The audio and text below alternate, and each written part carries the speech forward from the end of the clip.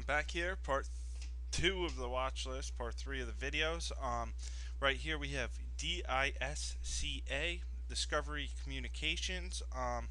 Again, just another consolidation pattern. Sort of looks like Apple.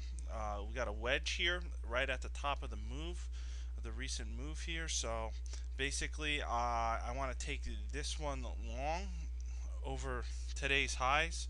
We're starting to squeeze in here. I think we get a nice pop somewhere up to the 40, and if the market continues to run, maybe even 42 out of here. I don't want to play this one by calls. They didn't look too that interesting. Maybe the 40 calls, but I thought it was a little far away for us to reach them up by options X. So I do want to play this one by the common stocks. If you come down and look at the stochastics, as the stock's been moving sideways, you notice here as the stochastics have pulled all the way back to the oversold and just got a cross up. I believe it was 2 days ago, but this one still looks good to go.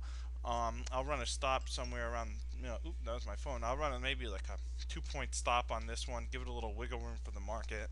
I'm not going to really go in too heavy just because the market's been so choppy recently, but this one looks good to go also.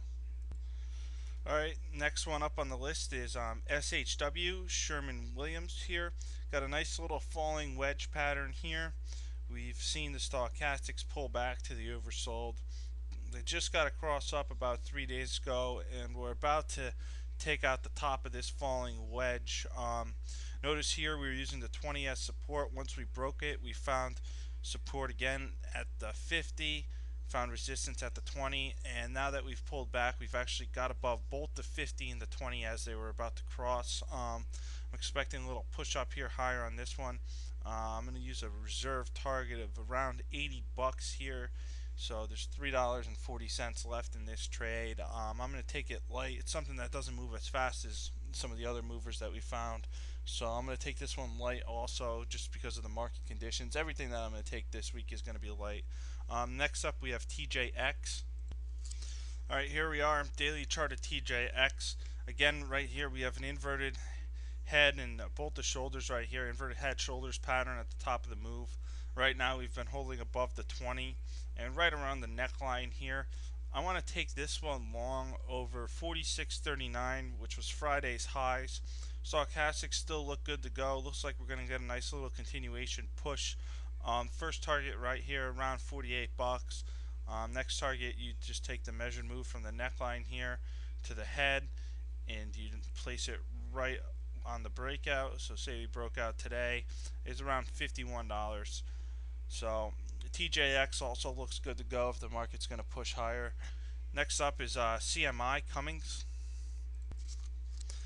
Alright, here we are, Cummings again. We have another shoulder head, another shoulder, inverted head shoulders pattern as a continuation move to the upside. I'm using this green line here as the neckline, and you also can see how we made a nice little wedge here and breaking out to the upside of the wedge. I'm going to also want to take this one long over the highs of Friday, which is 72.43, with a target somewhere in the areas of the high from May 13th, which is 76.33. So a nice little 3-point move here. Now I'm going to go to my best bet, which is UA, Under Armour. Alright, Under Armour, this one's a little faster mover, and I'm going to want to play this one. It looks pretty good to go over 35 bucks. We can get the June 35 calls for pretty cheap, so I'm going to play this one via the June 35 calls here.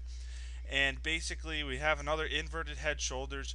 We gapped up, we came back down and filled this gap earlier in the week, and now we're pushing up against the neckline here. And if we break this neckline, which the high would be 34.66, if we break over that, we should continue up to at least $35, and then we'll look for a move up to the highs around 36.50. So this will be a nice risk reward on the calls there. Basically, I believe the calls are trading around 65 cents right now, and if we can get this one to break out, we should have at least 75 cents of intrinsic value in the calls by the end of the week. But if we do continue to break highs, those calls will work out even better. That's all I got for this week, traders. Come back next week. We'll have some more videos for you. I'm going to be doing some more videos now that I'm actually trading professionally. So I'll talk to you all later. Have a good one.